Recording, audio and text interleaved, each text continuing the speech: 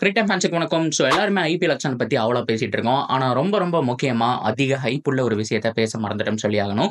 வேற எதுவுமே கிடையாதுங்க. Border Gavaskar trophy. ஸோ நாளைக்கு ஸ்டார்ட் பண்றாங்க. ஸோ நாளையிலிருந்து கிட்டத்தட்ட ஆல்மோஸ்ட் வந்துட்டு 2 மந்த் கவர் பண்ண போறாங்க இந்த ஒரு டெஸ்ட் சீரியஸ்.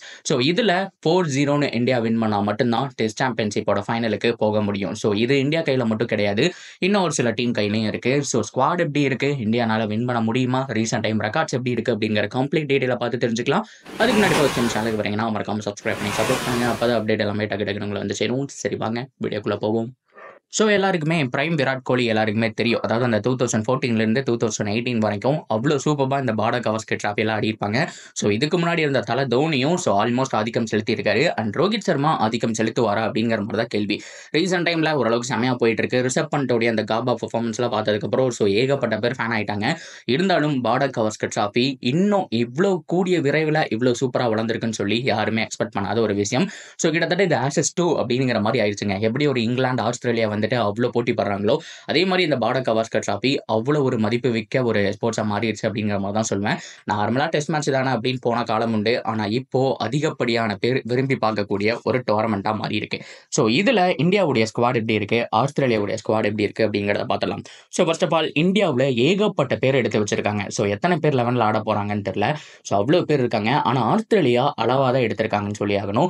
ஸோ இதுல இந்தியாவை பொறுத்த வரைக்கும் அபிமன்யு ஏசர் உள்ள வந்திருக்காரு. ஸோ சூப்பரான பேட்ஸ்மேன். ரீசெண்ட் டைம்ல டெஸ்ட்ல பயங்கரமா ஆடி இருக்காரு. ஸோ அதனால தான் டைரக்டா இடம் கிடைச்சிருக்கு. ஸோ இது போக தேவ்தத் படிக்கலுக்கு இடம் கிடைச்சிருக்கு. Rohit Sharma and Sarfaraz Khan, Shubman Gill, Virat Kohli, Jaiswal, Nitish Kumar Reddy, Ravichandran Ashwin, Ravindra Jadeja, Washington Sundar, Dhruv Jurel, so அதுக்கப்புறம் KL ராகுல், ரிஷப் பண்ட், ஆகாஷ்தீப், ஹர்ஷித் ராணா, ஜஸ்பிரித் பும்ரா, அதுக்கப்புறம் கலீல் அகமத், முகமது சிராஜ், முகேஷ் குமார் அப்படிங்கிற மாதிரி நம்மளுடைய மிகப்பெரிய பிரம்மாண்ட படம் இருக்கு. இதுல 11 பேர் தான் ஆட போறாங்க.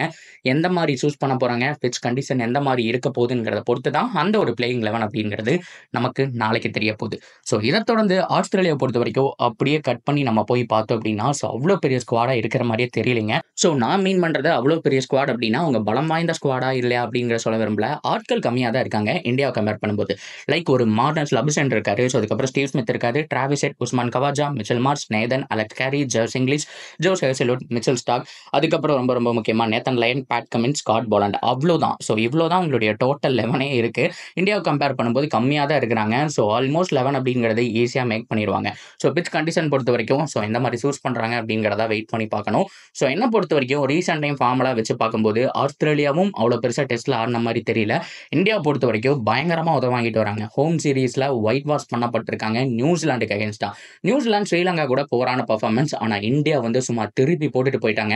நிறைய ஸ்வீப் ஷாட்லாம் ஆடினதை பார்த்தோம். ஸோ அதனால தான் சர்வே பண்ணாங்கன்னு சொல்லி ஆகணும். ஸோ நிறைய பேருக்கு அந்த சான்ஸ் கிடைச்சது. கேன் வில்லியம்சன் இல்லாமே அடிச்சுட்டு போனது வேற லெவலான ஒரு விஷயம்.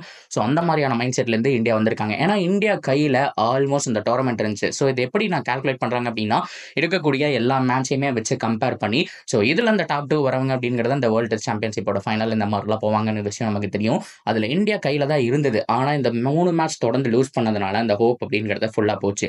இப்போ ஆஸ்திரேலியா கூட கண்டிப்பாக 5 மேட்ச் இருக்கக்கூடிய சீரீஸில் 4-0 வின் பண்ணி ஆகணும். இல்லைன்னா 4-1 வின் பண்ணி ஆகணும். ஸோ மொத்தத்தில் 4 மேட்ச் ஜெயிக்க வேண்டிய கட்டாயம்.